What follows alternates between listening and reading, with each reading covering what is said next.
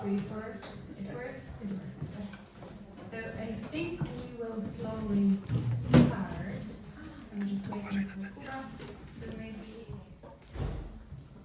I will introduce myself. My name is Żochowska. I'm a music critic and curator. I'm very happy to see you all here, and I'm also very happy to have our incredible guest here with us. So we gathered today to discuss composers and music critics and journalist relationships. Maybe I will give. Yes, first of all, we would like to thank the hosts. We would like to thank the wonderful people from Hashtag Ensemble in their glorious Hashtag Lab.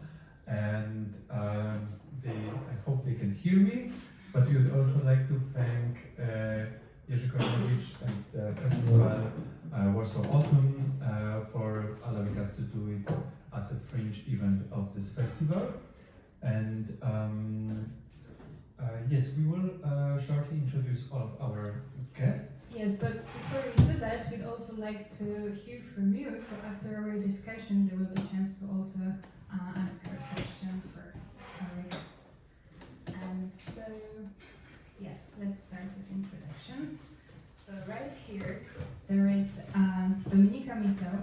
Dominika is music theorist, editor in Ruch Muzyczny magazine, research and teaching assistant at the Krzysztof Penderecki Academy of Music in Krakow.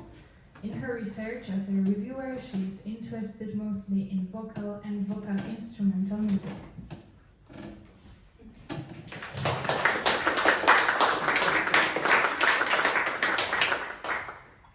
Our next guest is Leonie Reineke from Germany. Leonie Reineke is a radio editor for contemporary music at Südwestrundfunk in Germany. She also works as a freelance music journalist and radio presenter for different state public service broadcasters, such as Deutschlandfunk and the ARD stations.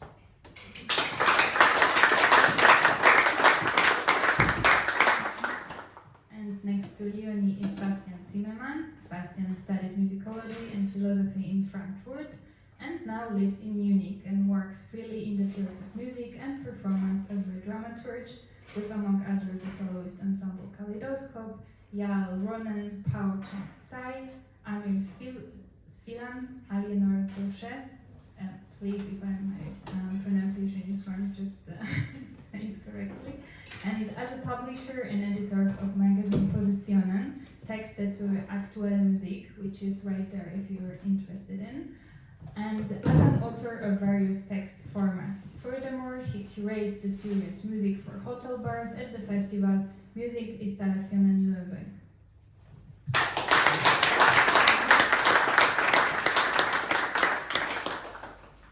Our next guest is Jan Topolski from Poland, editor-in-chief of Glissando magazine for contemporary music and sound studies, publishing in Ruch Muzyczny, Odra, dwutygodnik.com and also Positionen.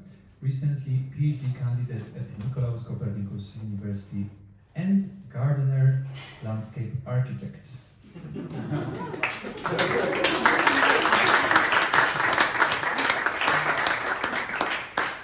And next to Janek sits Ralph Christensen, music editor and critic at Danish daily national newspaper Information since 1996, and he also been a music critic at the newspaper Politiken und Dagen.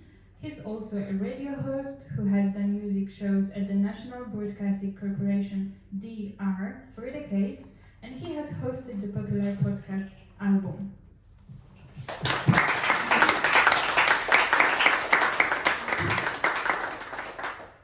Yes, we are still waiting for Maja Bosnić. So once she comes, we will introduce her.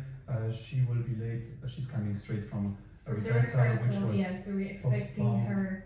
We hope it's going to be very soon. Yes, and there is a slight chance that Sigmund Krause will manage also to drop by, but we will see about that. And Okay, so let's start start with Oh, and also I'm Kuba Krzewinski. I'm a composer. I didn't say I'm a composer and curator. I didn't introduce myself, and we are meeting today because of an essay that I wrote, and the essay was published by Ruch Muzyczny, represented here also by Dominika, and yes. So maybe let's talk a little bit about the essay.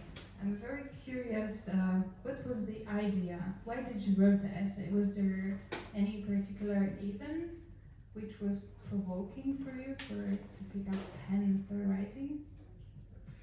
So there was a couple of things just growing in me throughout the years as I was attending the festivals, as I was reading the reviews myself of other pieces, of my pieces, and this topic just grew in me.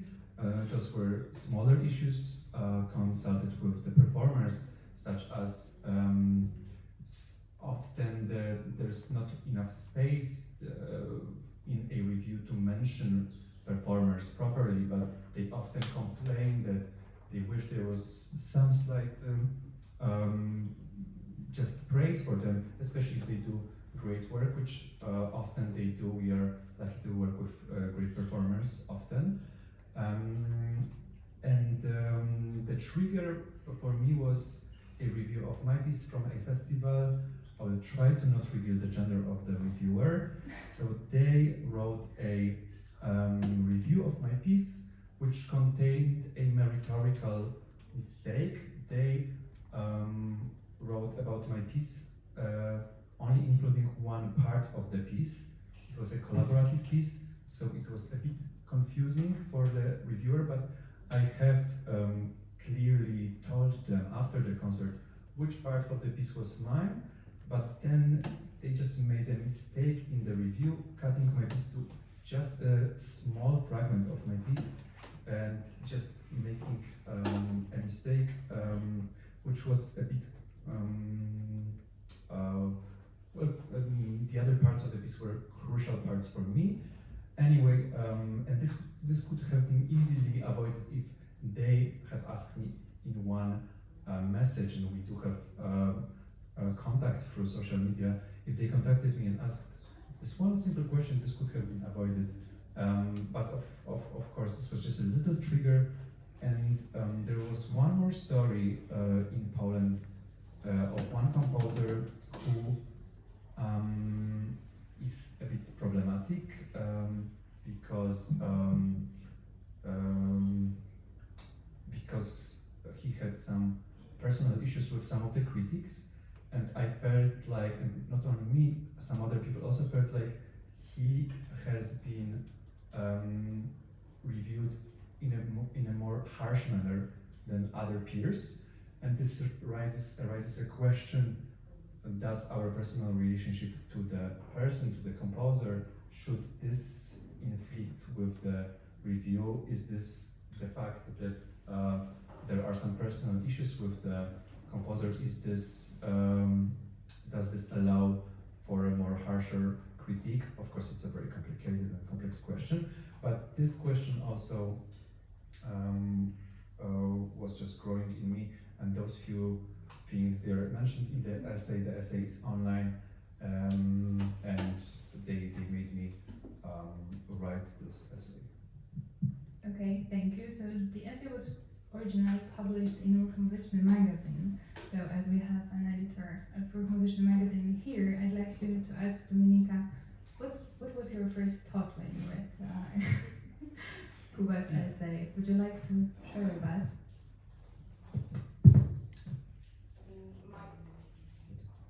Oh yes. Okay, I cannot speak for the whole editorial board, of course. My ideas were, and my impressions were, that this is a piece, an essay written from personal grudges, and it is some kind of insecurities, maybe even. It was not positive, definitely.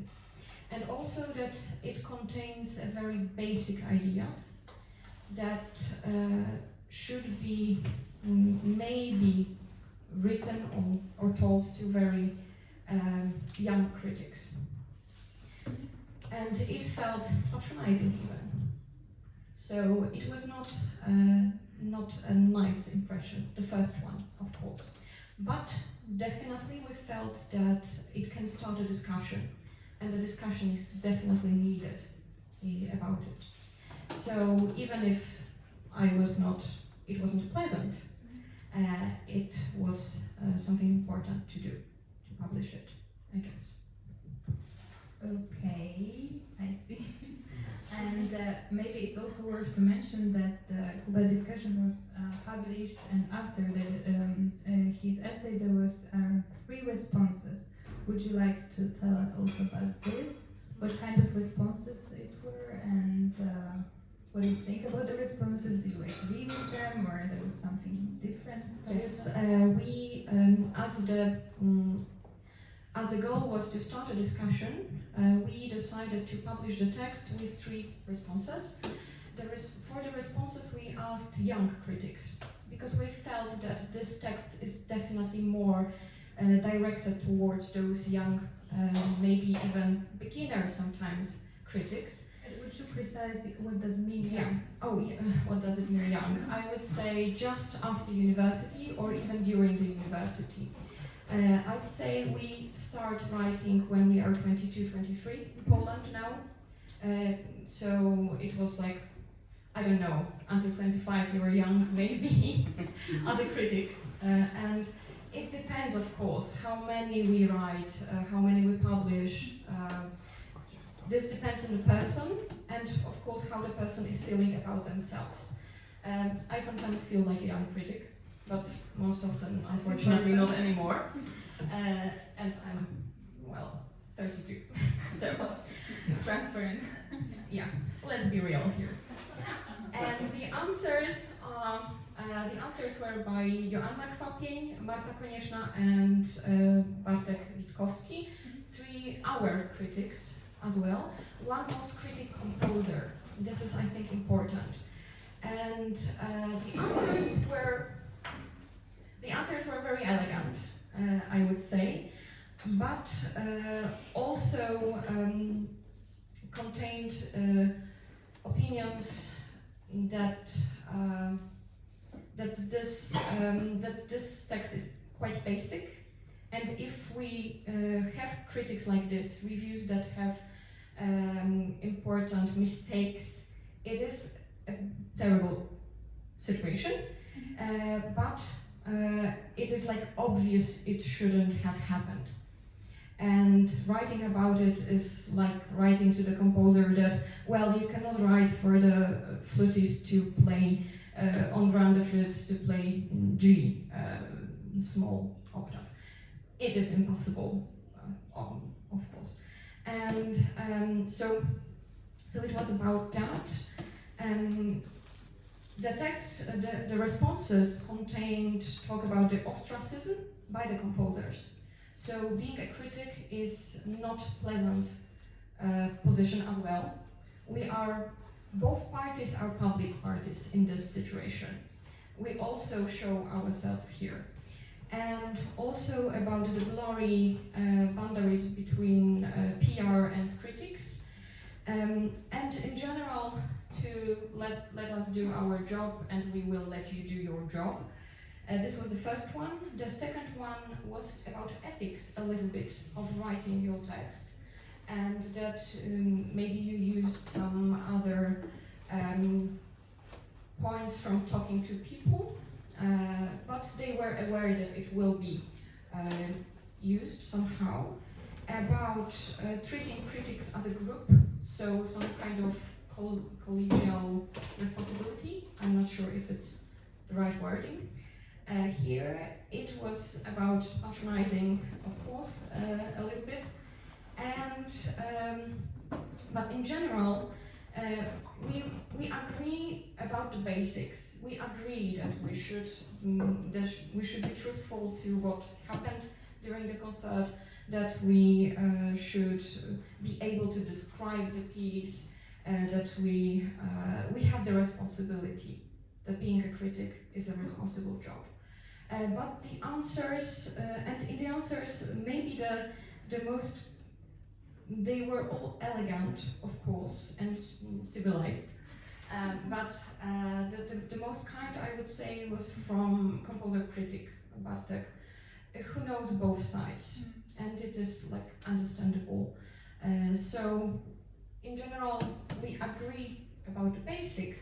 Maybe we have to discuss some more elaborate issues. And it was also mentioned by Marta Konieczna that there are things we have to discuss, and they were beyond the scope of your text. So maybe in the future, maybe we can start it now. Sorry for talking so long. Kuba, would you like to add something to the discussion? Just briefly, yes, because this is not a stage for me to defend, but You can use this opportunity. but yes, this text was thought of as an invitation to a debate, and was written because there is no obvious space for composers to express their feedback, or to just share their feedback, or to just talk about it publicly. There's no obvious space. Of course, we know some cases where composers just reply on Facebook, and this is not perfect, and then it's stormy and so on. So that is also why this debate has been initiated, because yes, this I just wanted to make a space for composers to also be able to just share our part. But also I will just say one more thing. My essay was also reprinted in Positionen. We will talk a bit about it, and the answer in Positionen was written by Rita Argauer, and I just wanted to mention one little fragment by her, where she wrote that the basis for all the criticism, doesn't really say, the basis for all criticism should be empathy, and I think this is a great starting point for this debate, for thinking about criticism, and I just wanted to put that in. Sure. And have you received any feedback after your text? Well, I mean, except this which was published, but I don't know. well, Any we have proposal? talked about it with some critics and with some people, but it mostly, some people, it was divided. Some people were pointing out that the text was condescending, patronizing, which I try to make it as well as Less as possible. yes, I try to avoid it as much as possible, but of course the whole premise of the text has a condescending tone, so it was not possible to avoid it completely. And the other reception was that that this is a voice that it's good to raise this voice also, the voice of composer, and hopefully it will bring some good things that this text has been published, and hopefully we can talk about these things and yeah. Sure. Okay, so maybe you mentioned Bastian. So Bastian, if you can say why you decided to publish German translation in Positionen, and what was your thoughts, what was your reaction, and why you commissioned Rita's response to Kuba text. Yeah, like I mean, I just got to know you this year, and then yeah, I got to know the essay somehow. I think you sent me an English translation, and I mean, it came when I read it. My reaction was also like, okay, like really, okay, here I have to say something like something different, and like it was really kind of responding myself like a lot. So I felt like, as you said a bit before, it's I wouldn't agree with everything, but it's really a good start for discussion. And then it fitted perfectly into the August issue, which we have here with 136, number 136, which is the whole, how to say, the main articles are mostly about the role of critique and also in context of the situation of cultural magazines in Germany, but also in Europe. So it's a lot also about the financial parts of like funding of magazines and the situation of the critique in general. You know, like, and this is something maybe also like yeah, we can elaborate maybe later on. Not only the relation of like the artist and the critique, but also yeah, actually the role of critique and in which situation the critique is today, maybe, and where do we want it? And yeah, and then this August issue I made together with Rita, because Andreas, my colleague I'm dealing with, he had to make a pause. And she used to be an editor for critique of dance in Süddeutsche Zeitung, like one of the big newspapers in Germany. But she comes from the music and always wrote also about music. And since we took the magazine over, she was writing for us also. And yeah, so it was really a close, how to say, connection that we were discussing this text actually like on the editor's table. And then she said, no, I have to write something. So this is how it came up. Yeah, maybe I shortly say, what is in Yes, there, please. like you did. I hope I can. We will be on the same page. I mean, she's elaborating a lot. I would say, like first on a more philosophical, point of view, that like, what is actually the relation of like subject and object, and what is the artist presenting there, and how it is connected to the artist or not, and how we perceive it then as a second subject. And so, I mean, she's making a stronger point on that. Actually, that I don't know, the piece or whatever it is, it's out there, and it's something maybe which can also be disconnected to the artist, and that the point of craftsmanship, for example, which you make quite strong in your text. She says that it's kind of one element of a lot of different elements which you can use to make your argument. No? Like she's making kind of going more into details of what actually a critique wants, and also making comparison of like, okay, maybe the craftsmanship and these points is something more like on a musicology side, like analysis and whatever.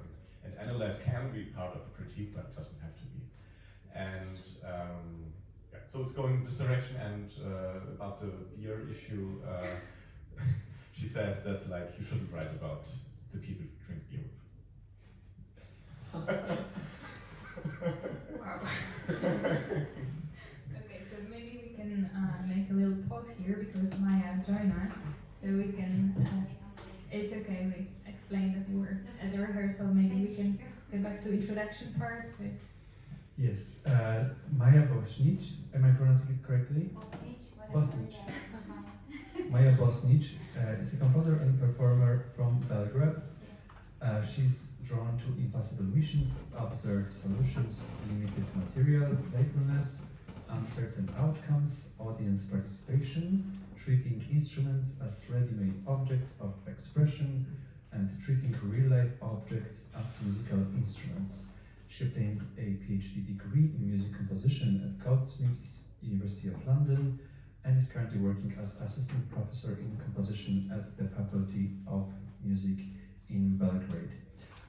Before we ask you a question, maybe let's still continue the German. Yes, we've been talking about Kuba's text and then how it was what was the response in Polish community and also in Germany where also text was published. So.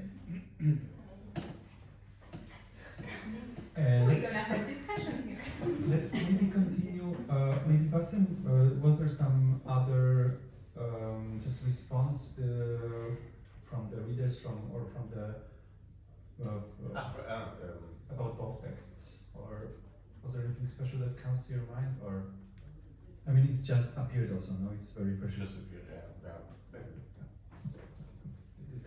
No, so keep it like this and. We'll get back to this, okay. Was there anything special or not? No, not yet. Yeah. Leonie, would you like to share your insight, like about this topic in general? In general, or like, do you have any special? I think. Am I audible? Yeah. I'd rather share something very, very particular, because you mentioned the very harsh critique at some point, like in the beginning. And once I set up a very simple rule for myself: always be as harsh as you would be if you had a face-to-face conversation with a person. So the reason is not that I'm against being critical or skeptical. I very much appreciate being critical, but I think if you think of a situation where you have a face-to-face conversation, you are rather in a position of inviting your interlocutor to respond and to formulate a place for an open discussion than just a final statement and that's it.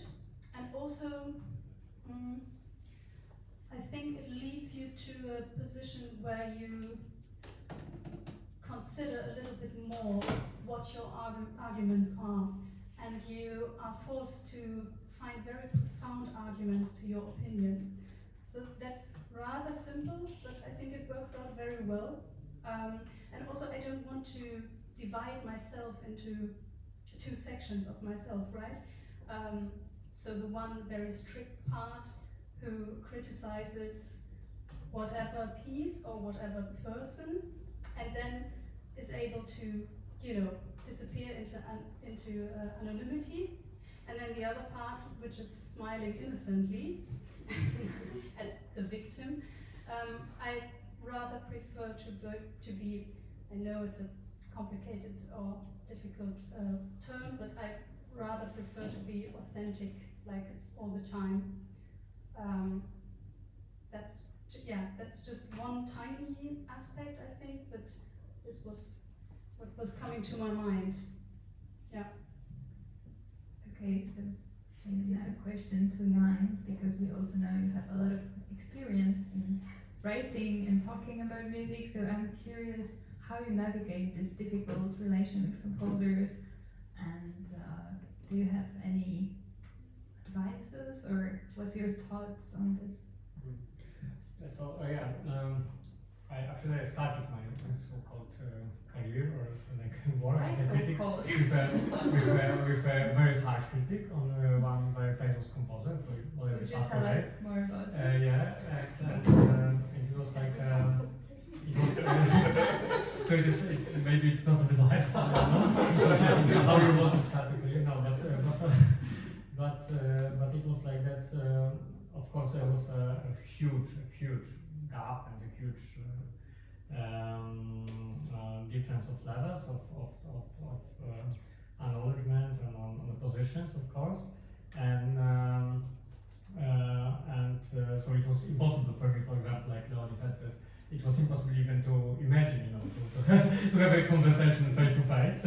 Have you tried? I never had it about this piece. But it is about Krzysztof Penderecki piano concerto 2002 Resurrection. I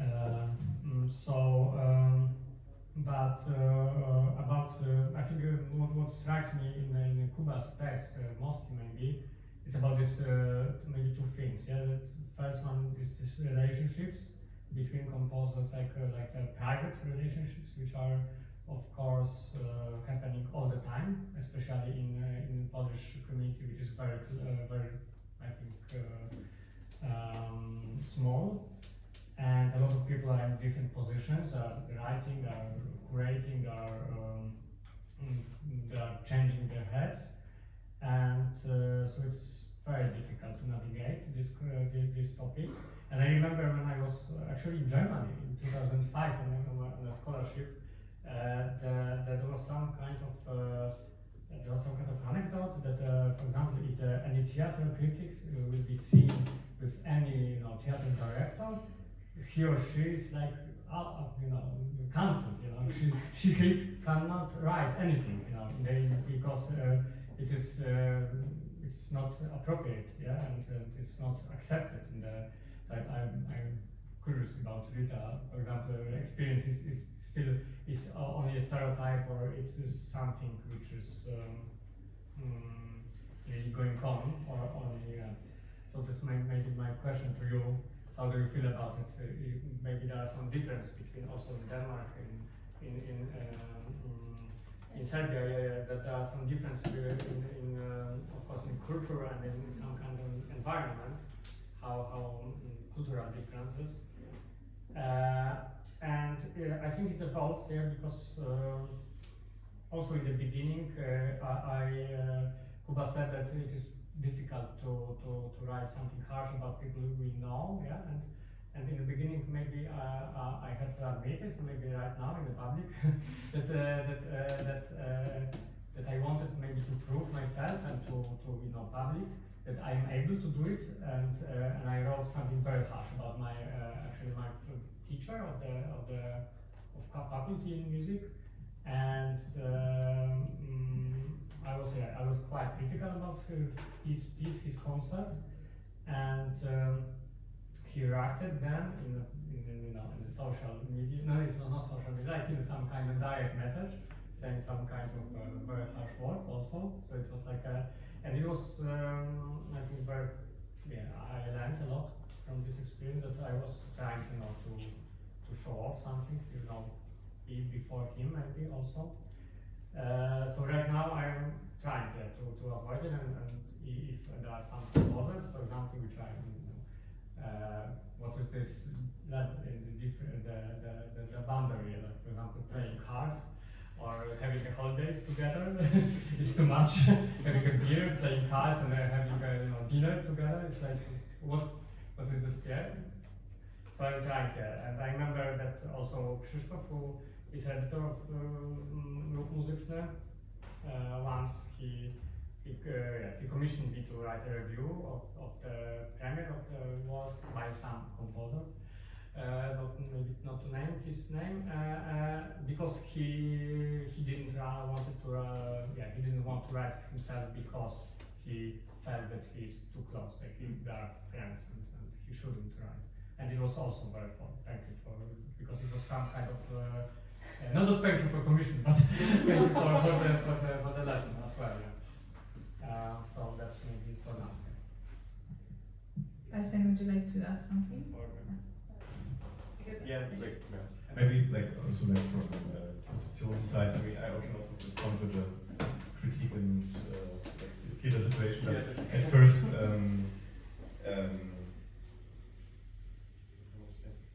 okay, then I'll start with me.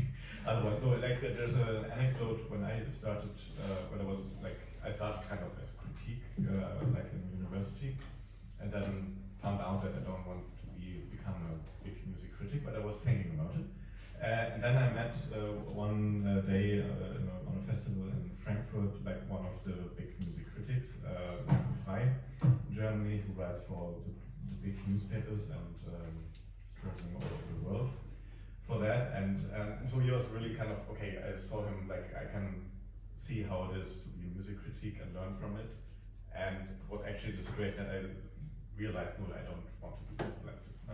But the situation was, which is maybe going in this direction, that we were in Frankfurt. I used to live in Frankfurt, so I know a lot of people. We were in the opera house, concert house or something, and I was standing with him at a table, and all the people in the foyer were like greeting me because they knew me, and then he said, you seem to be very popular here. And I said, yeah, I live here since 8 years or something. I mean, they all also know me, but they never greet me.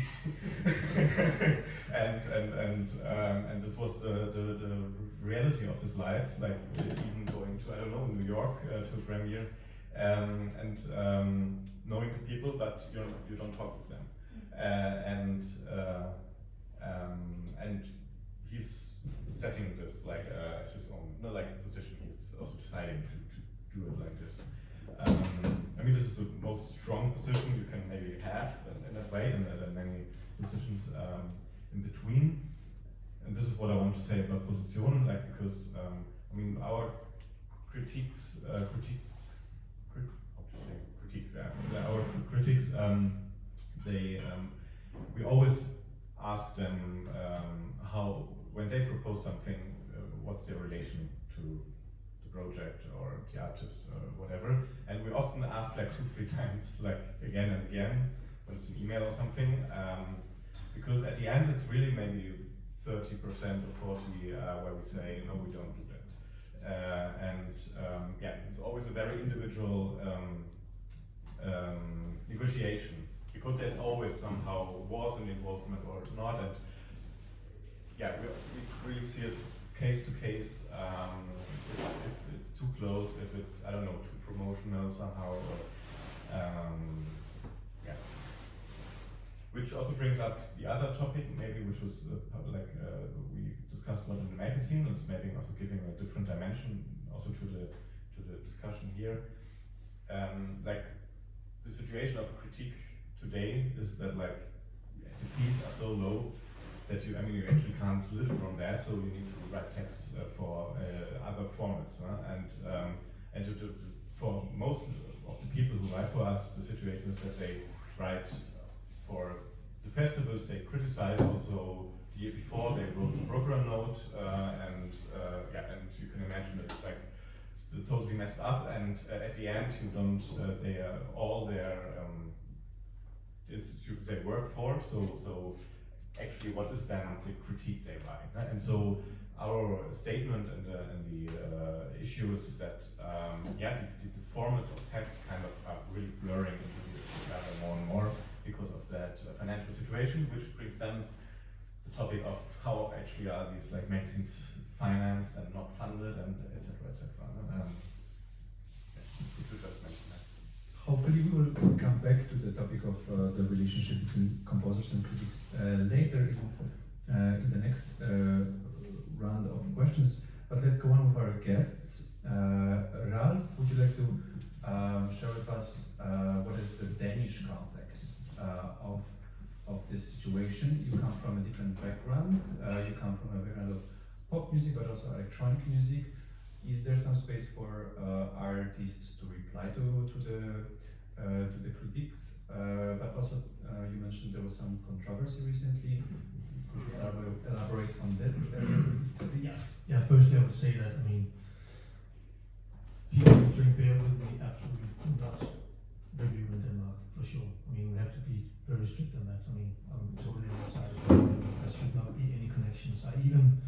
When I have a connection to someone and I want to, I'm the editor of the newspaper, so music editor, so I have 3 reviewers who can write instead of me. And if I give someone the assignment to review a friend of mine, I do not tell them that they're my friend, because that would create a pressure on the critic as well. So as much contact between the musician and the critic as possible, absolutely. Music criticism to me is absolutely an empathetic discipline. It's a work where you have to understand the intention of the work, not of the artist. I don't care about that, but what I see as the intention of the work. So we always have to respect that, and we have to behave when we write. I don't think we should be harsh, because when you shout at people, they don't listen to what you're saying.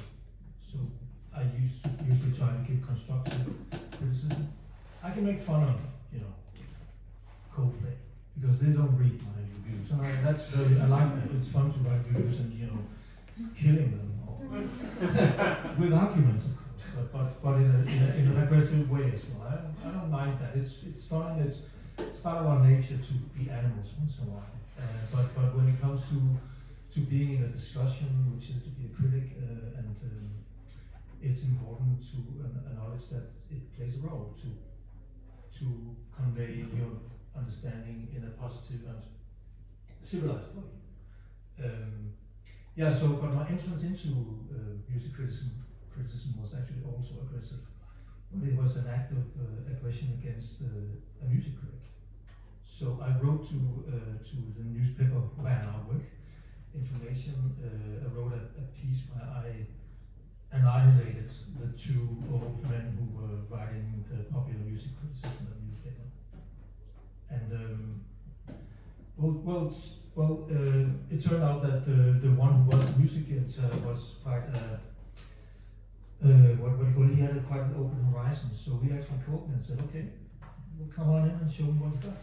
So he actually had, not just the world quality to him that he, accept the criticism. And that's actually how I entered music journalism, by having a generational fight with the older generation. It was a time, it was 96, it was a time of Aphex Twin and Otekra and drum and bass and Underworld, and they did not write about that. Instead they had like reissues of the Beatles and stuff like that. No kidding. It was just, it was crazy. So yeah, that's how I got in, and actually that's the only fights I've had in music criticism has been with critics. I did another act of aggression 10 years ago now probably, because we had so that's the biggest newspaper in Denmark, the culturally by far biggest newspaper is Positionen, and they had this again old guy, not as old as the other one, but older still, who was being sexist and who was being male chauvinist and who was being extremely focused on rock and roll and just hating the hipster scene, whatever the fuck that means. And yeah, so I blasted him as well, and he actually left his position a few months later. And recently again, and that's where we had a controversy in Denmark, is with a super sexist critic at a tabloid newspaper. And he's been really harsh and horrible against women, female performers. So there was this documentary with a pop star called Medina. I think she was also big in Germany at one point. Not my favorite performer, but she has some awesome hits. And he was being really harsh at her. And in this documentary, it was being documented, or she said that it actually led to a lot of psychological problems for her, because he had this stalker attitude. Yeah, kind of. Yeah. So he kept going to her concerts and killing her. Yeah. I mean, it's like, what's the fucking point, man? We know what you think about this by this point. So she outed him with a picture that was a recording of him in the documentary, and so that became a big controversy in Denmark, and it still is, because he's still there, and he doesn't go away. And the interesting thing is also what you said, Leonie. I mean, he never goes into a debate. He never goes on TV or radio to talk about this. He's completely a troll, right? But with access to a huge newspaper. So again, I guess I've tried to be very moral, which is of course a horrible bullshit thing to say, but I've had these fights and they've been, I hope for the better. And I think music and music criticism should be a democratic space. It's always as a critic, it's my responsibility to always expand the democratic space, to always be able to include more and more people in that space, and acknowledging how many possible pollutions there are in listening to music and writing about music. The whole like I said to you before, Kuba, I mean, so that whole rock and roll, sex, drugs and rock and roll legend building that Rolling Stone magazine made in the 60s and 70s, which is currently being super embarrassing. There's an interesting debate about Jan Wenner just only interviewing white men for his master's book. What a jerk. That thing, I think, so there's been this pollution about where people have been obsessed with the legends of Rolling Stones, the band, what they did on the tours, and Cameron Crowe's movie and all that bullshit, which is fine. It's fine. It's what it is. But I think it's being supplanted now by a new mythos was being built, so people are being blinded by what the stars are posting on Instagram. And that is, in my world, in the popular music world, that's my job to be able to weed through that, take all that shit away, and try to understand the work on its own premises, but also addressing the noise around it, because there is so much noise around it, and there is no one who's right. I mean, there is no computational way of saying this is a great piece of work, and there will always be pollution. Also, what did I grow up with? And you know that is still in my mind, right? That's the sound of what I come from, and that will always color the way I listen to music. ABBA was, by the way, geniuses of harmonies, right? So, and I'm still obsessed with that. You want to say something? I want to ask a question to you. And like, because you're coming from pop world where it's obvious that there's, I don't know, it's a huge market, and there's like thousands of people involved, and so naturally there's or can be like a much clearer distance to the artists. Like how do you see that, or were there, I don't know, any problems in the past with that, like in this relation of critique and artists, yeah, like, I mean, the scene kind of discussed in this festival or so, no, it's, the problem is that it's so tight in a way, no? That it's, everybody's involved anywhere, everywhere, and yeah, kind of, no? Like, of like composers writing new commissioned pieces, whatever. I don't know if you have any thoughts about that. Like, well, yeah, well, I think it's it used to be a generational thing. Well, it seems to me like it's a generational thing, because that old generation that I was addressing in '96, there was a lot of camaraderie, and there was a lot of, you know, they were too close to the musicians, and they did not understand it.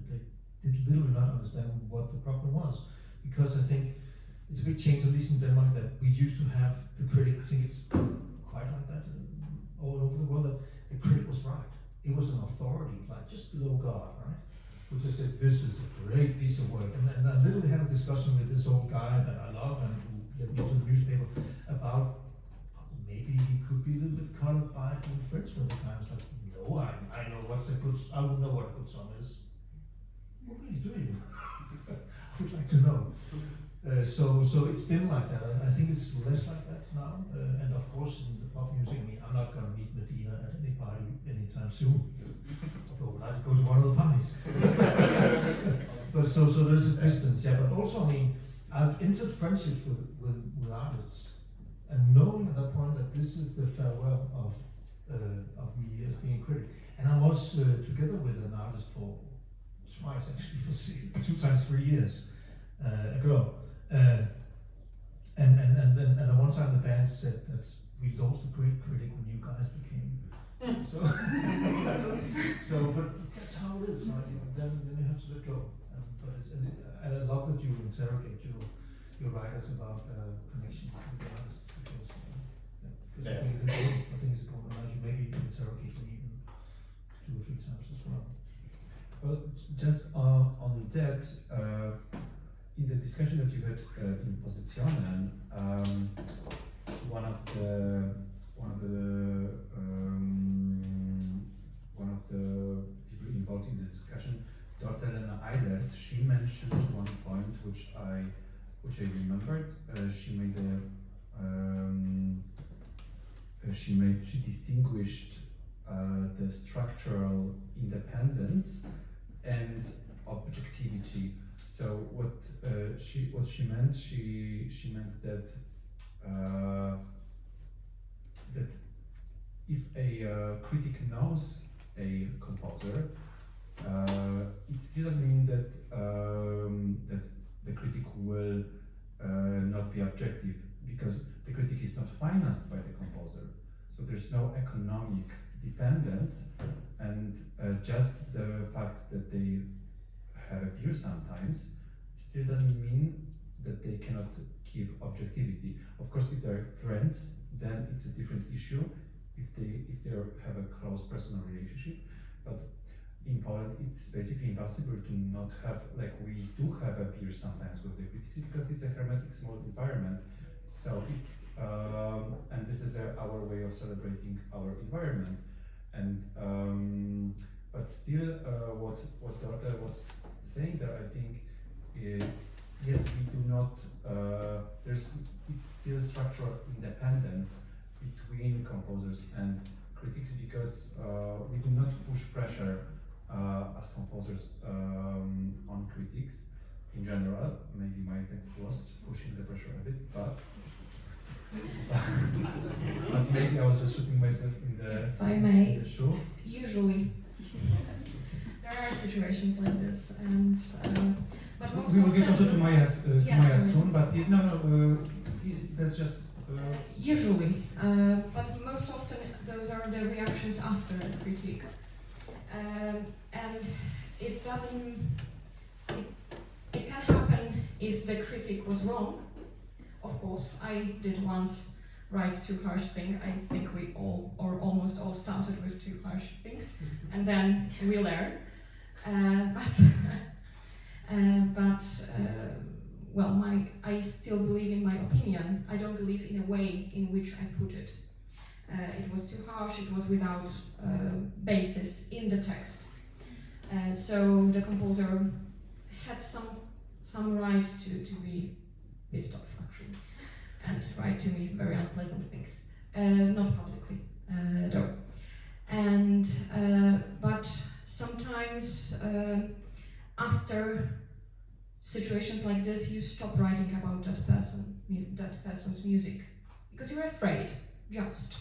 I've seen once the composer yelling at a critic, publicly, It was in a foyer.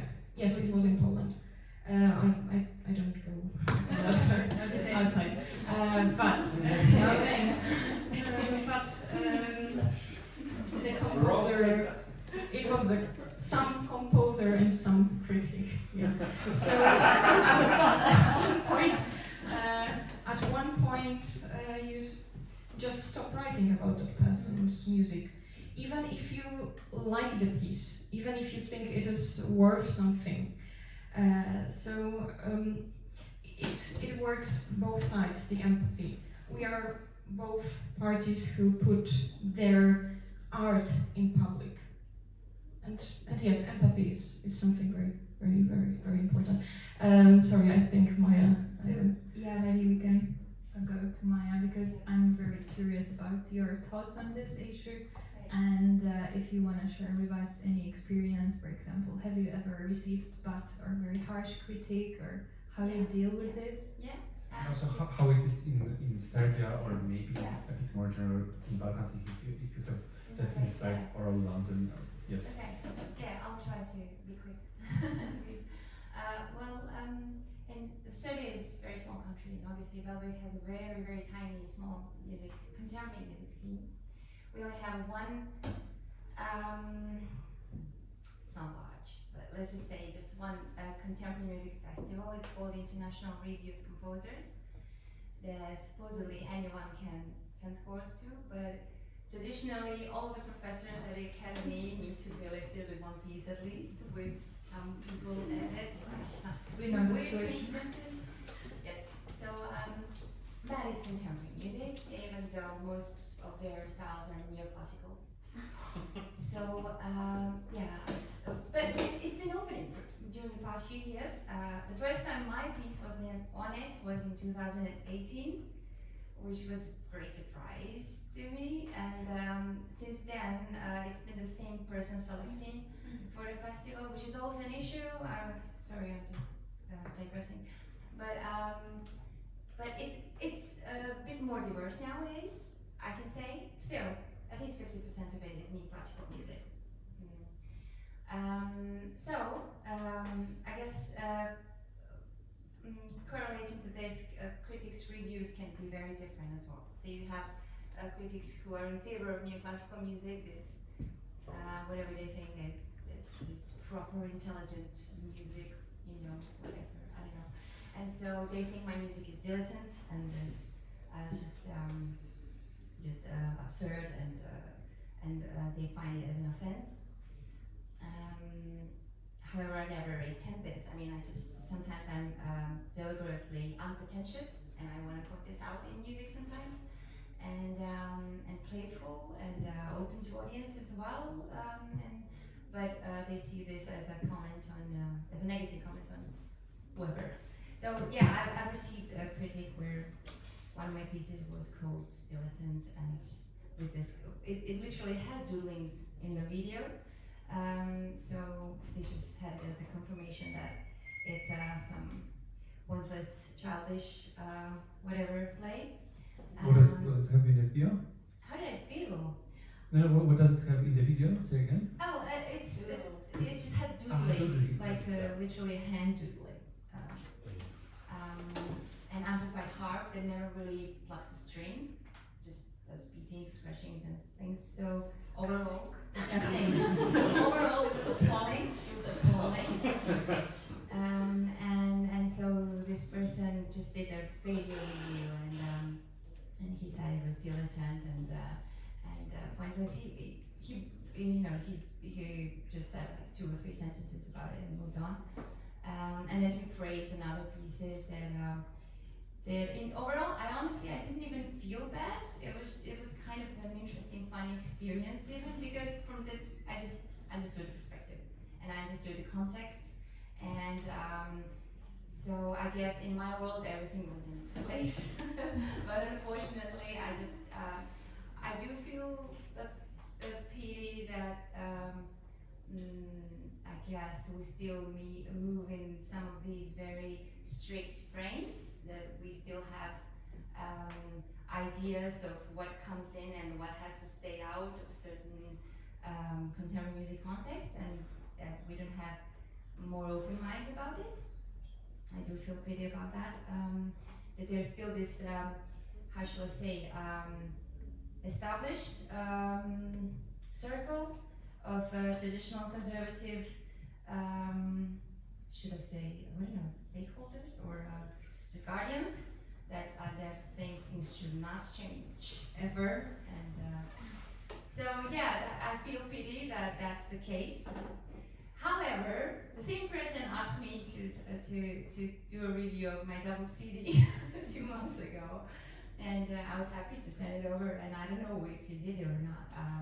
He didn't send me the link or anything, but I'm totally open. I'm okay with it. I mean, it's fine. It's fair. It's his opinion, and it's absolutely fine. I'm happy he's even giving it a thought. I'm grateful, and it's all fair. But I had other people praising me too much, if I may say. I really felt like they were just. But what do you mean praising you too much? Well, like I said, I'm not a fan of big, like, pretentious gestures or. But maybe they just enjoy them. Maybe, but I have this kind of like a music theater that's in the dark, and musicians are sort of in a waiting room on their phones and playing instruments with only one hand, and it's kind of so it's some crossover between music theater, concert piece, whatever, and it's quite minimal in materials as well, since they're one-handed and everything else. But I had this very old critic with space in national papers who said like that my piece was the frontier of the new generation, and the I don't know, the playfulness and openness to music, or I don't know. But then she moved on to praise some other very new classical pieces. So I'm not sure what was. I think she just, for some reason, liked talking to me, or I don't know. I think it was just, I felt like it wasn't an objective thing to say. When I read the complete article, it was weird, to be honest. It was just like, how do you put these things together in a place? And then, but okay, I'm happy, thank you, but still, I'm just sharing honestly with you. Maybe she really liked it, but it's just that then the other things don't quite make sense. But I don't know. But so yeah, I had my share of different reviews, and that's all fine. But I want to say I'm studying again for something like an art theory, contemporary art theory, and I went to this course of Anne Penheuser. Do you know her? She's an art critic from Berlin. She does modern art, contemporary art. She writes critic. but she did this creative writing of art critic, and it was a very nice presentation she did, and all the questions about what is the purpose and value of whatever we write and do, and what do we want to do with it to the world. So in a way, I have a feeling that perhaps today, in this new world that we have today, that is trying to improve and get better day by day, that perhaps, and with the noise you were talking about that we have all around, every trace we leave, every word we write is casting a light on something. So perhaps harsh critics are perhaps unnecessary at this point. Just something to think about. I mean, perhaps the harshest thing you can do is just not cast any light on it. So, and I don't know, just something to think about. So, I mean, and in that sense, she had a really nice point about what you actually want to do with your critic, with your column, with your writings. Like, do you want people to actually know what you felt, or you just want to share it with them as objectively as you can, or maybe neutrally, and just as some movie directors, not dictate the narrative that you want, but leave it open to them to make their judgments. So kind of the critics are in a way agents to the public.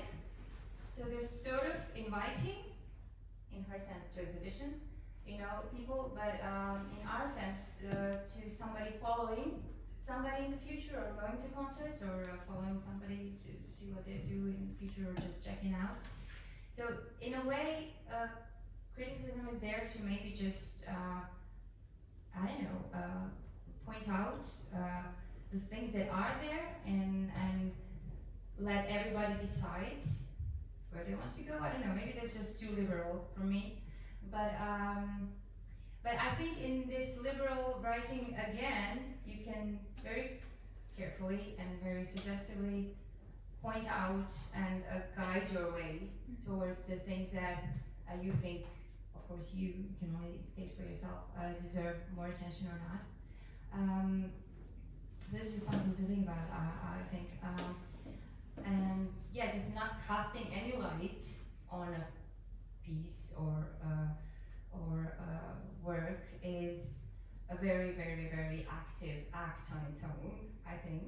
We should remember about this, yes. Yeah. So, yeah. Ralph, you wanted to add something? Yeah, about the writing and why we're doing it, right? I mean,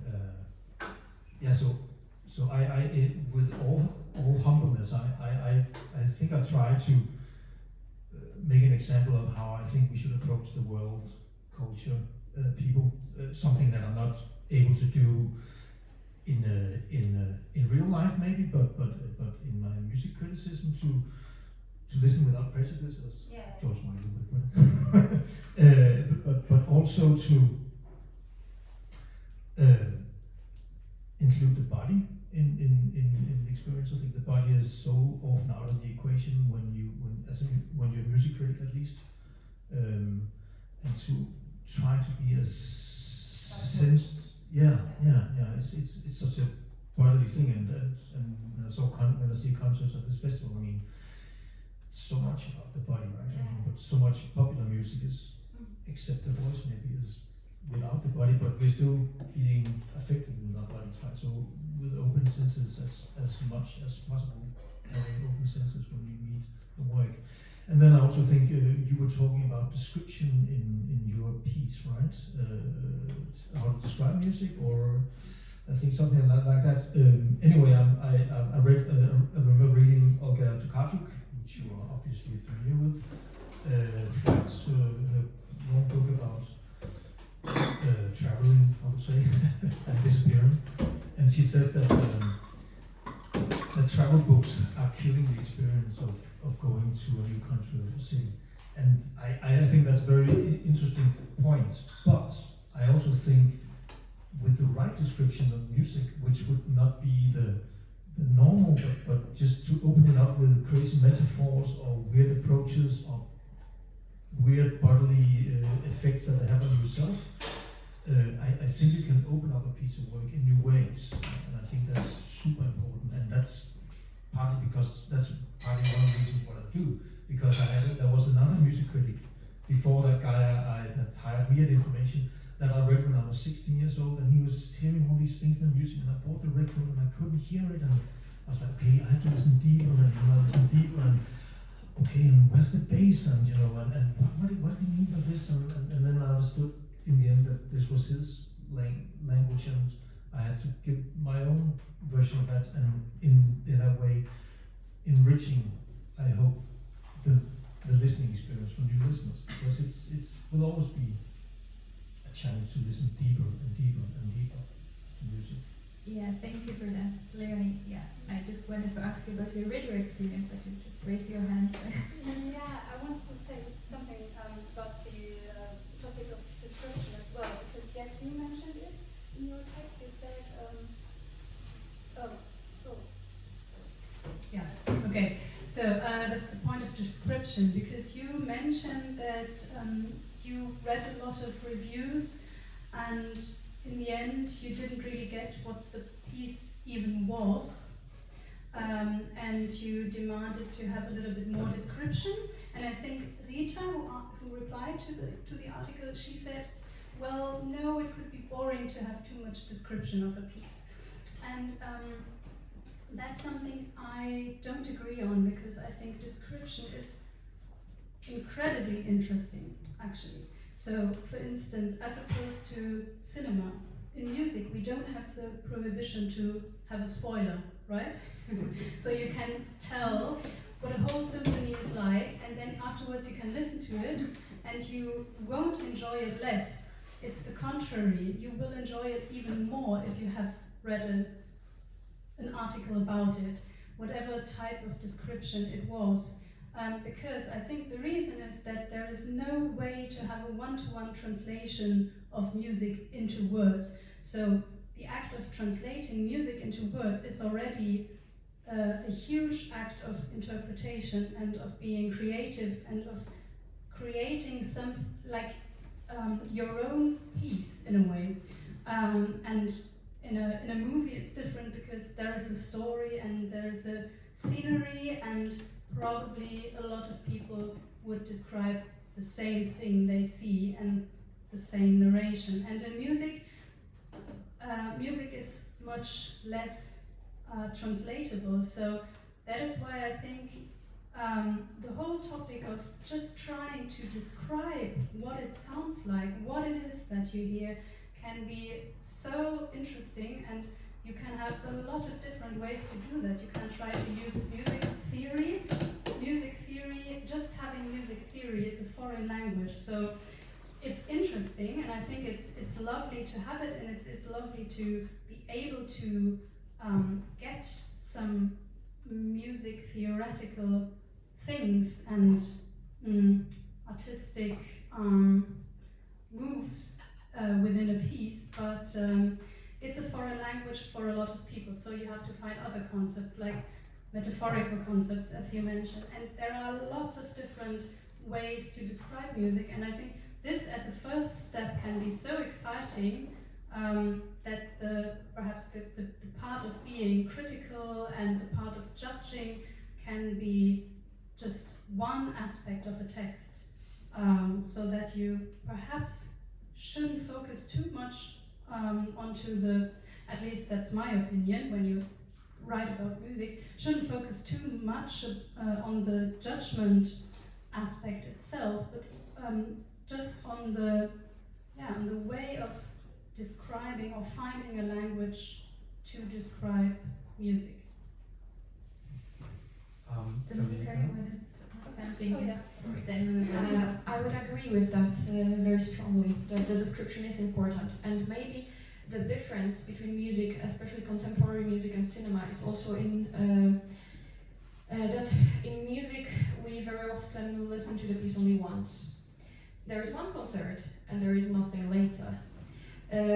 It is better now when we have recordings, but sometimes getting the recording from the institution is like, oh, impossible for composers as well, I know. It is. So we have this one chance to listen to the piece, very strong responsibility to write as honestly. I don't like the word authentic that was here. I would prefer honesty here. As honestly as we are able. I don't believe in objectivity as well, but honesty is maybe the category I would say is the achievable one. And we are responsible for the one written document after this, especially when we are this one critic at one concert. Sometimes at the Warsaw Autumn there are many, there will be a lot of people covers it, but sometimes we are alone. And this is terrifying. But I don't agree that you always have to ask the composer, because it was also this element about asking if you don't know something. I believe that the piece has to stand on its own feet a little bit. You will be dead someday, No, sorry. Absolutely. And That's what I meant. me too, we all. And if something is not perceivable, is not audible, maybe this is a problem in a piece. Maybe this is some kind of misunderstanding. Maybe the critic is not tuned to it. Can be, of course, very often we are not tuned to the music we are dealing with, especially when we prefer neoclassicism and we write about contemporary avant-garde. So, but the description is extremely important, I would say, and the vivid language is important. To let your reader, we have to remember that we have readers as well, not only composers. We don't respond to the composers primarily, we are for listeners mostly. And so give them the experience, something they can live in, that they feel that they were at the concert. It is impossible, but this translation, you told about the translation. Yeah. Bastian? Can I add one tiny thing? Because I think what you mentioned at the beginning, or what you mentioned in the text, I think this was an example for just bad research of a critic, and I think this is a problem which happens very often, especially Because of lack of time. Yeah, lack of time, lack of money. Yeah, and this is, I think, this is something that is not like it's not something for discussion. Bad research shouldn't happen.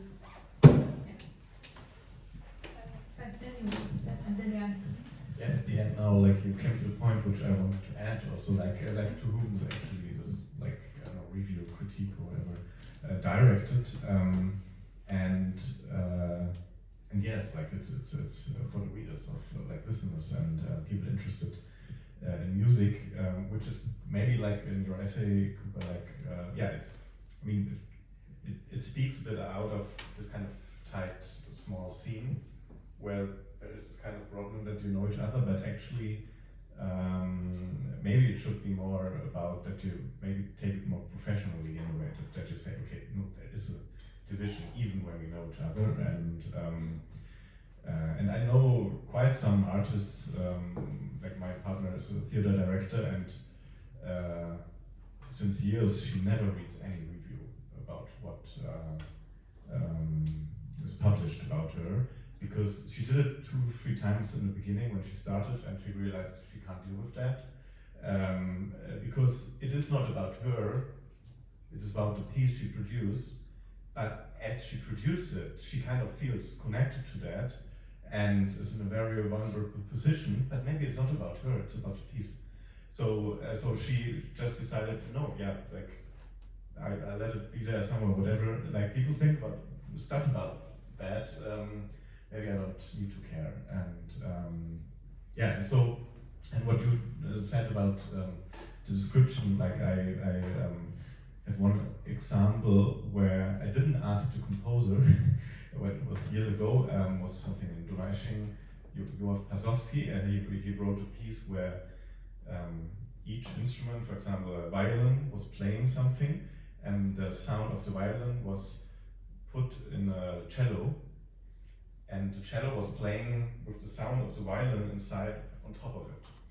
And I found it like so beautiful. Like, it was like kind of, for me, it was like a deep human, I don't know, loving relationship I saw, and then I wrote like an article about that, and yeah, I found it extremely beautiful. And then years later, I met this composer, and we talked about that, and you said like, yeah, you read that, and it was like, yeah, like, I mean, for me, it was really a technical thing, no? Like, I was interested in like interferences, blah blah blah, and yeah, so this is what language can bring. It's a really translation of something you perceive on it, and not what somebody intended to do. So maybe sometimes it comes together, but sometimes often not.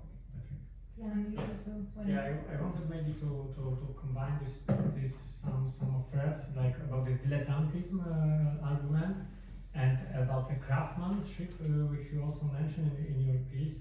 And I think that there's of course the huge distance between an experience of the composer who devotes like 3 months or more for a piece, and then somebody who is writing a review from the festival, for example, in 1 week, in the best situation. So he has like I don't know, 20 hours of writing and like 60 pieces, and you can just divide it, and you have like 15 minutes to consider, for example, 1 piece. Yeah, like 15 minutes in concert, 15 minutes in thinking, 15 minutes in, for example. So this discrepancy is huge. And I know, I feel your disappointment, of course, and it is heartbreaking, of course, that you are devoting like such an amount of time, and then there is somebody who hadn't experienced it. And also, I think it's important that most of critics, like maybe in the classical field, most of the critics are like from this music studies, like musicology and so on. And so it's I think the most conservative way of formations, of university formation, which is deeply based in like 19th century theory. And then when you wrote about this craftsmanship and about for example, computer programs, it is one side. I hardly know anyone from my fellows who, for example, know Max MSP, like critics, for example, Max MSP or Arduino or someone. Maybe he is the composer critic in the room, Wojtek, I don't know. He actually left. but he's one of the guys who maybe he's in the two sides. He's a composer critic, he knows how you work. Yeah, either. So I'm praising you. That's the moment. And it's like that he knows this craftsmanship of the new media, for example. But there is also the new discipline way of experience, yeah, that is combined with theater, with the movement, with the choreography, and it's virtually impossible to critically follow all of this experience in the review. So it's, I think it's virtually impossible to acknowledge all of this craftsmanship in a way. It is functioning in the new music, because it's no longer this craftsmanship like about the parallel octaves or something like that, yeah, or you don't the algorithm, which is the good use of the algorithms is something much more complicated right now, and I don't know, maybe it's also interesting in the other in other countries how people know the ways music works right now. Let's have those 2 responses, and then we will go to engage our audience. Yes? So, Dominika, you were first. Yeah, it will be short. I don't believe we have to know the kitchen. The effect is what we need. And sometimes even having more knowledge is worse, I would say, because you try to cover everything and it's impossible in 2400 characters. And Ludwig Erhard, I'm from Ruch Muzyczny, I have a quotation from Erhard from every occasion.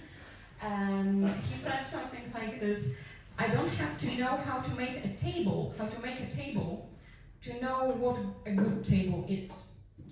We'll listen to music, and I believe we try to listen more and more of music and different kinds, and we are doing our job. And some of us tried composition. I had to try it during the studies. It was terrible. Sorry. I would never be a composer. And but the music is to listen to it, to perform it for performers. I don't believe it is always to be analyzed and to be understood in every minor detail. It is good to know something, but too much knowledge can be a burden as well. Leonie? Yeah. Also about the craftsmanship, because I more or less agree, and I don't really agree to what you wrote. Although I see the point that it is very difficult, the question of what craftsmanship actually is or not. But so yeah, even if I know how to make a table, I think that's not something that I have to appreciate, especially in a critique or in a review, because it's craftsmanship, right? So it is also a vehicle to express what I want to express, and I don't think that I should say, oh, the musicians have played very well, because I mean it's their profession to play very well. I mean, I can do it, but I don't think this is something that really matters or is interesting. I think it matters what happens furthermore. Also, I mean, why should I say, oh, bravo, the composer managed to do a good composition, and they managed to use to make a good instrumentation. Also the other way around, nobody is saying, oh, she's able to use the German language in a decent way. So I think she knows grammar, and she knows how to, she knows interpunction, and she knows how to write a text. So I think, I mean, I know that I'm being very strict here, but that's not something that interests me a lot, like how the person was able to use their craftsmanship. I think what is more interesting is what they wanted, or what they managed to express with that. Ralph, yes? And then we will go to the... Yeah, so yeah, I partly agree, but I also think that at least you can talk about the craftsmanship of the ear, right? I mean, to be a great musician is to have great ears, right? And to be a great critic is to have great ears. And I think sometimes you can appreciate, let's say that someone finds interesting rhythmical patterns in a 4/4, and that's a kind of craftsmanship, right? I mean, artistic craftsmanship. I think you can appreciate that. But that being said, staying in the furniture metaphor, I mean, I'm not supposed to sit in a song. It's not, and it doesn't. And I'm not worried if the legs of the chair will break. It's not. I don't care about the craftsmanship in that sense either. It doesn't make sense, right? What I'm interested in is more like the positions of listening, right? And that you can have different, like, so again, back to the dilettanten thing, I love going to a concert or listening to a record where I absolutely know nothing about the artist. It's just pure fucking bliss, and when you have the luxury of that in this storm of information that we have these days. And I hope that many critics still do that. But I know a lot of my colleagues, they have read everything before they go to the show, and they even seen the set list. What's the point? Yeah, but just being a complete newborn child. I wish. Going virginally to a concert is very important. Also a piece of work. Yeah, that's it. Thank you. Opening the questions to the audience, I would actually like to ask questions that we haven't managed to ask to one of our audience members who is also in the program board of Warsaw Autumn. I don't know if you feel okay with answering that, but one of the questions that we haven't touched was a question of what is the influence of critics on the programmers, and also then we will open to all the questions that you have or comments. Like at the program board meetings of Warsaw Autumn, do you are the critics, are the reviews mentioned? Like, what is the situation like with Warsaw Autumn, or you can also talk about some other experience of yours. This is Marta Śniady, composer.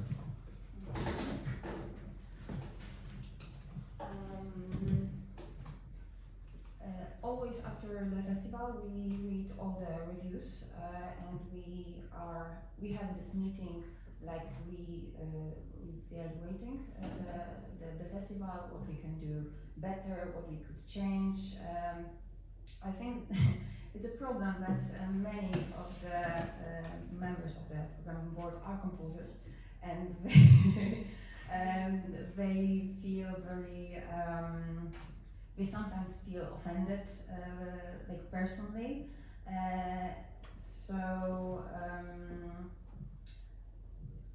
Yeah, I think that we have so many people in this board, and I can speak for myself, but I always read everything, and I always try to make some changes if I can. But there are some people who say, okay, you read this, and then we will do our stuff, like not listening to the noise you're making, basically. At least you read. That's important. Yeah. So this is a very like complicated situation, but it's it creates some discussion always in a board, and I don't know what to say more about it. So the reviews really influence the way you think about the next year's festival? Yes. Yes, definitely. Yeah, but the program is a collaboration, so I can like make like very big changes year after year. That's a sad thing. But if I have mics, then I would like to ask you a question. Because I hear that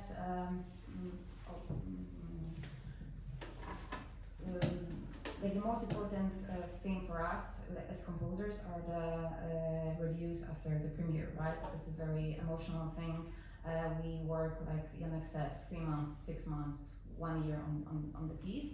And most of the time premieres are during the festival, and then after the festival there's one like big review covering everything, and then like my piece, if it's mentioned, it's like I'm not saying my personally, but composer's piece is mentioned like in one sentence, and I hear this beautiful story about like the description of the piece is so important, and then you have like one sentence to put my 12-minute piece in one sentence, and I understand that it's very difficult to do it in this timeline.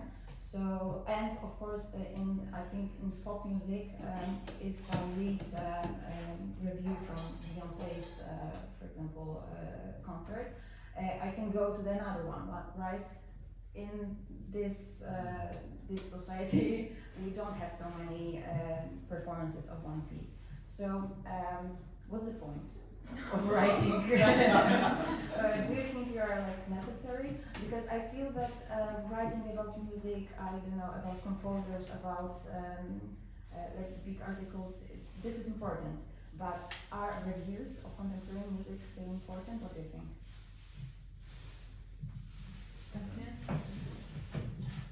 I mean, the last question was a different one now, I think, but I want to respond to the festival review first, because we also discussed that in the theme of the magazine, because I mean, the structure of contemporary music, how to say, the infrastructure is that most of stuff happens on festivals. which is a special situation. No? Like it's not like a theater event or something where you have like one piece in one night. And so there is always this conflict because the festival review is about a festival and not about pieces, because it has like many other like subjects. Like it's about, I don't know, Warsaw Autumn is the big festival of Poland and contemporary music. So you have a lot of, I don't know, political, financially. You have a whole development of the past years, which is can come into play in the festival review, and then there are the highlights of the festival maybe. But one review can be like about a festival can be really about something more cultural politics, and one review can be there's something like aesthetic-wise happened on the festival. There were like some pieces which I don't know show a new tendency, something like this. No? And then you elaborate on that, and then maybe these three pieces you mentioned at the end. So we like really, how to say, like we really push that. For example, because often, like when I grew up as a critique, there were always these more reports, which I hated, where it was really, you just read like this long list of like, yeah, and on the second day there was like, and this is, I mean, it just doesn't work. And then you'll see that there is no space to actually talk about anything at the end. So we really say to the writers, like, get your argument, like what you want to talk about, and elaborate on that, and then show it through something you choose, the music. But then we decided also, because there's such a focus on all these festivals, we could like just publish like, I don't know, like 15 reviews of festivals all the time, that we say to the writers, okay, maybe if there's really like one highlight which you would maybe want to perceive only in one night, just write about that. No? And then we have, then it's more like a critique on a piece. That we just, no, it's then not a festival review, but a critique. Yeah, maybe I also add something, because we hear this constant question recurring in our Glissando editorial board discussions about the reviews from the festivals, and it's also important because festivals are so important players in this scene, yeah, and because of the money, of course, and there is like commercials in Positionen, for example, like you have this many commercials like in the different festivals ahead. We have also some kind of collaboration which is paid by festivals. So then we decided to have some kind of a content-focused articles before the festival, like to highlight some pieces, some authors.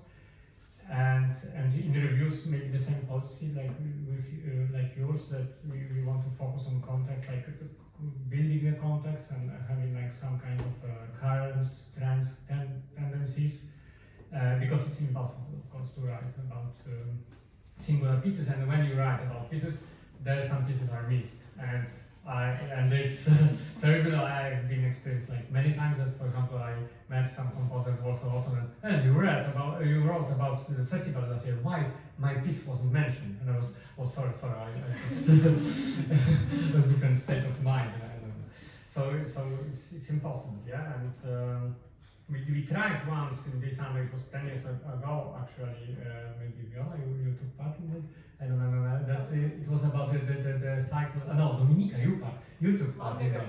Yeah, about this. It was known as Prawykomy, like for the first premieres, and we discussed like in 4 5 persons, one piece, like 25,000 characters. So it was like a very deep.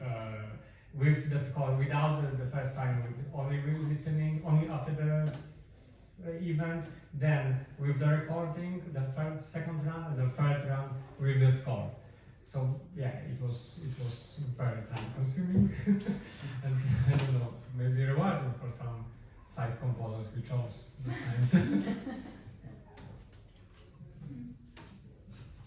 Yeah, what you mentioned is the very reason why I try to avoid writing reviews as much as I can. So that's what I love about the public service radio and the contemporary music slots that we still, thank God, have on the radio, which are mostly 1 hour long or half an hour long, which is very luxurious situation, I know that. So when I go to a festival and when I see a piece that I found interesting, I'd rather prefer to wait for 1 year, hear another piece of this person, and then at some point think, okay, this is interesting. I might produce a 1-hour feature about that composer or that piece or that particular topic. So to be honest, I struggle with the point you mentioned as well quite a lot. We have, yes.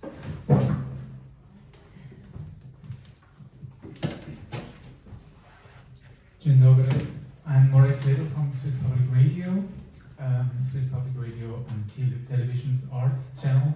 Thanks for the discussion. I wanted just to ask the same question that you asked her about how the festival deals with reviews. I wanted to ask the composers here in the panel, did it happen to you that you got a review which wasn't 100% positive, but which you thought afterwards, yes, something might be right, and then you changed something in the piece? Or that you thought, yeah, that might be right, maybe I can change in the next piece, or something that you really thought it was a nicely made review and there's somebody who's really feeling what I'm doing and understanding, but like, yeah, it helped you somehow. Hasn't happened, but I would be open. I would be open. We have some other composers. I like to express feedback, and I'm open for feedback. We have some other composers. Has this happened to you? Has this happened to you? I don't think anyone went that deep. I don't know.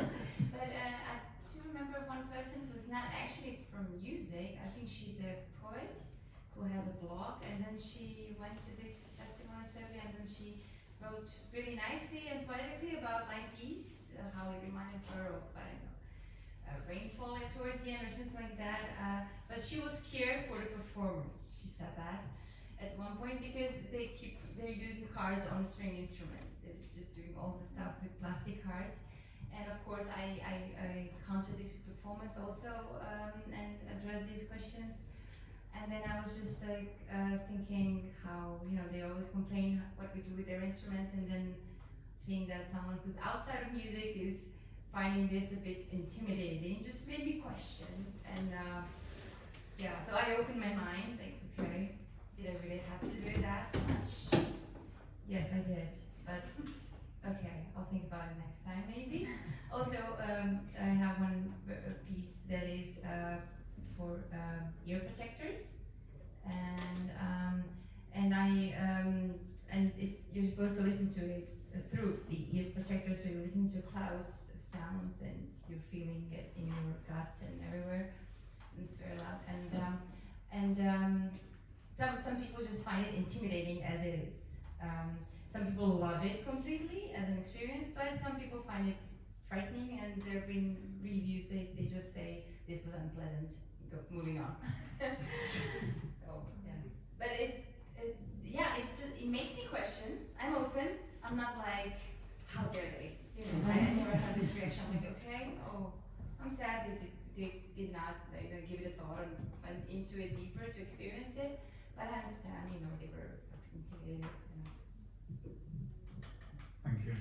I'm also asking because we all know that in the past, for example, Baroque or so, he got harsh critics and then changed whole movements of his symphonies, and then sometimes they got better. There is hope. I wanted to add, like, because I also work as a dramaturg for musical performance art, and how I became was actually like through critique in the beginning after studies when I was starting writing, because I got the artist like contacted me then and actually was saying that like this was really interesting view on it. Like, can we talk more about it? And then I kind of grew into this like into the situation of being a dramaturg in a way, of like a kind of advisor or outside eye or something. And I mean, just before I said that the review is not for the artist, no? But maybe this is the kind of most wonderful situation if it's for the readers, but also gives something, like it's kind of making maybe an interesting point on your own practice. No? We had two questions here.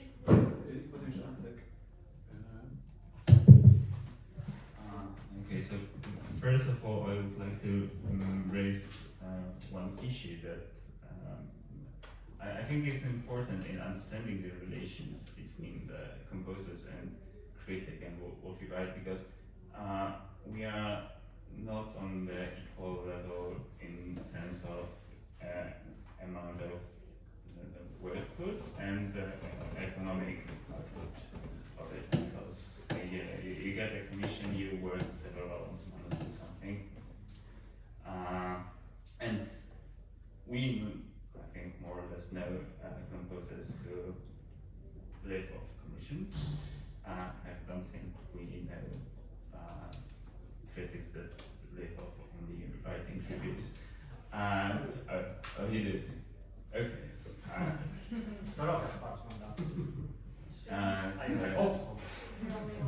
Yeah.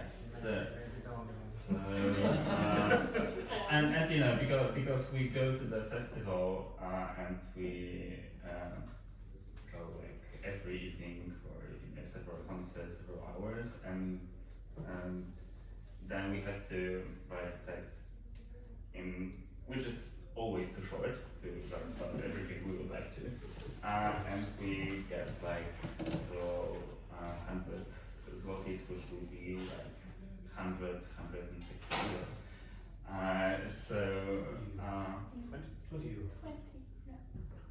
yeah. 25. So it's probably not a great position. So I think we have different jobs, and we're once again not equal on the level, and that's why I'm maybe as an editor as well, because you have as a composer you also have something you expect maybe of music reviews. I'm not against, I think, criticism made by composers for performance if you want to put out more the compositional stuff, the performing stuff. I know, like, from some personal relations, that composers could be really harsh critics of their colleagues behind their backs, or even face to face. So, I mean, I personally, I think I wouldn't have nothing against putting it out publicly if it weren't like the only review. Like we have like a critic and a composer, performer, maybe, sharing their point. But I'm want to ask the composers if they would ever consider writing publicly reviewing works of their colleagues, and also the critics and editors if they would really wanted to read something like that, or put something like that in their magazines. Kuba? I don't write that well. You can try. Yeah, that's what editors are for. They help elevate your text. Yeah, but this written form is not my form of expression. I don't really need to, so.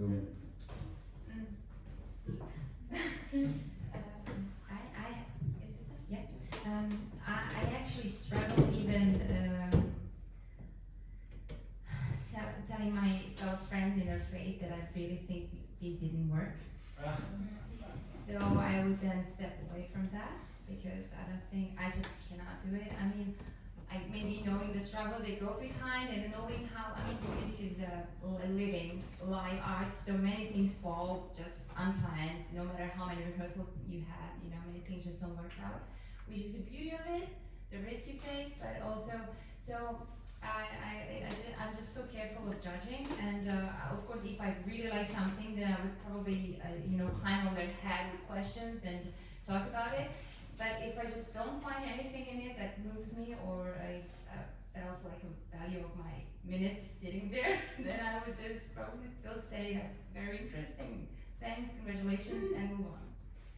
I cannot just say, oh, that sucked. Oh, hey, I'm sorry. I just, I cannot do that. I'm saying that openly now. Yeah. Ralph, you wanted to say something? Yeah, I mean, any new position is interesting. I think it's important to have as many positions on art, any art form as possible.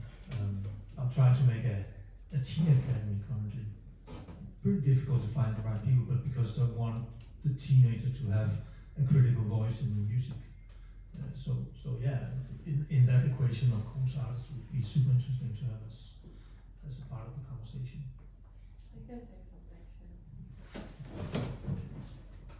So I think one thing that maybe everyone outside of the composers don't know about is that, for example, at least me, and I do talk about music with my friends while they're working on it or while I'm working on a project, and I really appreciate that time if somebody can actually listen to something I already have or see something and tell me if I'm going to the right direction, or if I'm stuck, they can tell me something that will help me move forward. So I think that kind of criticism is very important for us, but I would definitely be scared to write a critique of my friend's piece. If it's, for me personally, if it's someone really close to me, my friend, I will definitely make time in a right situation, of course, maybe not immediately after a concert, to tell them what I thought really, and ask them some additional questions to make it clear what was their intention, and then judge if it didn't work or if it actually worked in the way they intended. But also, same as Kuba, I don't know if I would put it in words in such a way that would really express what I want to say, because you all have so much more practice in just, expressing our thoughts by words, whereas we do it by music, so. Yeah. 4 more minutes, then we should switch. So it's Nina Fukuoka, composer. Yeah. 1, 2. Thank you Let's very try yes. to make it happen. Yeah, I will be very brief. Thank you very much for the discussion. I have so many thoughts. I would like to talk about 3. I come from academic background, and I think theory is really important. And when I'm thinking about Polish studies on music criticism, it's history only. And when I'm comparing it to theater, for example, they are doing an amazing job. Like theater criticism and discourse analysis, the affects in theater, how theater works as an affective machine. They are doing research about feedback, how to give feedback and so on. If the review is a good genre in contemporary world and so on and so on. So I think we need this. Second one is about practical thing. Do you remember we had a program in the Institute for Music and Dance for young critics, also focusing on the contemporary music? We don't have it anymore. Why? Maybe we should ask the institute where is it? We're looking forward for the answer. Yeah, and the third thing is you were talking mostly about this bright side of writing, like empathy and so on, but you also mentioned this darker side. I mean, what's your background? What are your insecurities? What are your aspirations and so on? So we have to think also about this. Thank you. I wanted to piggyback a little bit on what Martin said, because in Poland actually there are currently several parallel discussions about art critic, visual theater and stuff. And I was waiting for a while because I wanted to ask our foreign guests if they see similar situation in their countries, that there is parallel discussions among film critics, literary critics, theater critics. In Poland, nobody reads, across the lines, maybe except literary critics, because everybody is writing and everybody was interested in, how to, what's the bad thing you can do, what you are not allowed to write about, or something like that. That was the one that was that had the biggest overreach. And reading those different sections of critics, the discussions, it became obvious for me that every section of the critic has their own institutional ethos, their own norms. For example, for theater critics, the connection between composer, the artist, director, and the critic is much more natural than for music critic, for example. I would probably in Poland similar is for visual artists. And in for example, the category of empathy is completely different when it's supposed to be much more closer. Schum had a very interesting discussion that turned into, in a way, a quarrel about how everyone weaponizes the word empathy to shut down all of the negative reviews. So it functions differently in every section, at least in Poland. And I think what we can do is read, and each other, and take more, advices from each other. There were two last questions. But should we collect the questions first? Would you like to answer?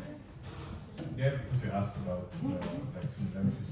Maybe in Germany, one fun fact, we published this issue in August, and in the same month, in the art world, the kind of equivalent to us, kind of a discourse art magazine, Texte zu Kunst, they exactly published kind of the same topic. Really, the editorial this is like ours. When we wrote them, look at our editorial. It's really the same points. For example, the involvement of critiques. Art world is such a big market, and so they have really there's a much broader topic of really a commercial, financial dependency, and that you actually really can buy people. In contemporary music, it's not that rich, but so this is really strong at the moment. And in the theater, we just there was one coincidence last year that you talked about yelling of a critique. So it was even a bit more that one dance, a choreographer put dog shit on the critic in the foyer. Yes, okay. And so then, the whole discussion about the role of criticism. Also, but the question is also, do you read each other? Is there some connection between different theater critics and the thing between the art world now, this was really close. They're very similar, topics just on a larger scale. Everything is on a larger scale compared to contemporary music. In literature, there was also why we also published this magazine was a law case in Germany, because one cultural magazine called Lettre International and a literature magazine called Sinn und Form, they're both kind of really established but small country magazines, and one brought the other one into court because they said it's state funded indirectly, because Sinn und Form is part of the academy in Berlin, Akademie der Künste, and then for a while it was they forbid that it's published, and so this brought up a crazy topic again of especially in Germany with history of Second World War, strong sentence of the press should be far from state, and press is everything. And I don't see our magazine as press. we are part of the art. We are kind of the extension of what is also state funded. The arts is state funded. So this really, at the moment there's a lot going on. We are past time, so hopefully we can answer the questions already after, like in the patio. So drinking beer together. Yes, beer together or try to keep distance. so let's wrap it up. Let's wrap it up. Yes, only alcohol-free beer is okay, or no? Let's wrap it up officially. There's only one left. Can we just? There's two left. We have two questions. But also, I just feel bad. are those like big questions? Small questions? But also there's people waiting for us institutionally here to go with the kind of next feel steps pressure because as well, yeah. there's some other events that are being prepared. Let's so thank ktoś ma pytanie, czy Well, it's a very very basic question. My name is Rainer Esner. My name is Rainer Exner. I also started as a critic, and I'm working for public radio, and I'm working as a curator. We premiered the piece with the ear protectors. Very question for you as radio people. I miss coming from starting as a critic. I miss this element of criticism in radio a bit. Is there some best practice examples where you bring this back or you feature this element on radio? That was the question. and let's try to give us brief answers. Yeah, will you take it? Very quick. I can just give you examples. So one thing we do is that we have a magazine format where you have reviews of festivals or whatever event. And what we especially do on the SWR, we have it's called Tonträgerrunde, where we discuss. So we are 4 editors and we discuss 4 CDs, and we try to be very, to dig deep into it as much as possible. But you're right. But I think that our task is more to convey things to people. So that's the first step, and again, that's a lot of description, and perhaps the criticism is the second step then. I'm sorry, do you also broadcast the CDs, the music, or do you just talk? Oh no, we also broadcast the snippets of it. Okay, so the very last question. Krzysztof Marciniak from Listen Magazine, music writer. Listening to this discussion, I have just one question to all of us. Do we remember that we are not alone in the room? I mean, when we speak about music criticism, it's not music critic and composer. There are readers and listeners. And I miss this understanding maybe from the composer's side also, and from music critics' side, that actually we write for people. We write for people who doesn't have voice. Maybe the music critic, from my point of view, is a part of an audience, a person in the audience who should somehow express what the audience feels, or sometimes even express the anger.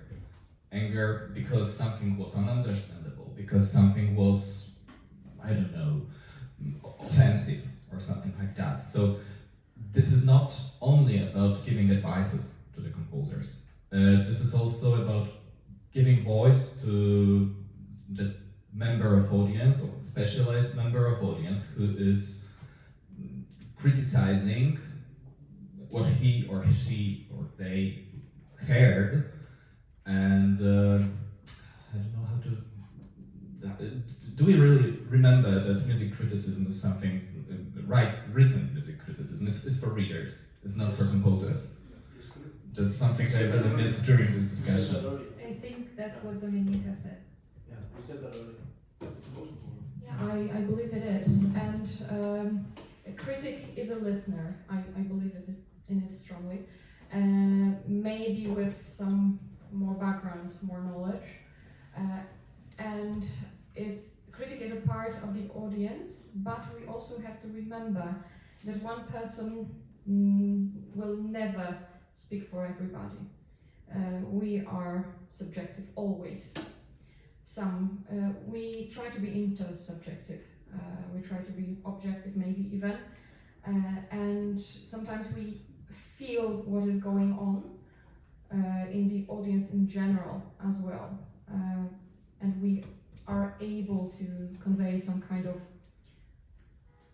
bigger anger and something like this. Some situations are very simple. When we have lightning and there was no trigger warning, no warning.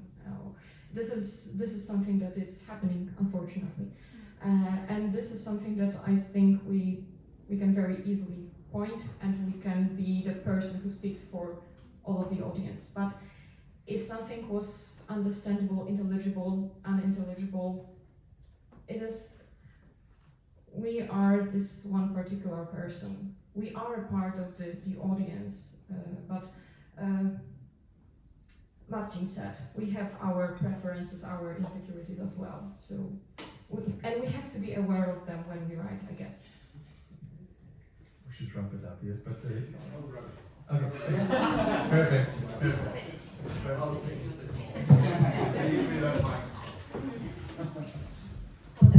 No, I totally agree, but I would also like to say that, I mean, I go to concerts once in a while where I feel deeply estranged by the audience reactions. And I think we should always question big crowds and their preferences. We have a long history to learn them, right? But then I express that, of course, that I am standing in an audience that obviously likes whatever that might be that I do not like, and I just feel estranged by it, and I have to say that, and then thereby I express my own limitations or whatever, right? Because no one is right. There is no objective truth about the quality of a piece of music. There is not. The end. Thank you very much. Thank you so much.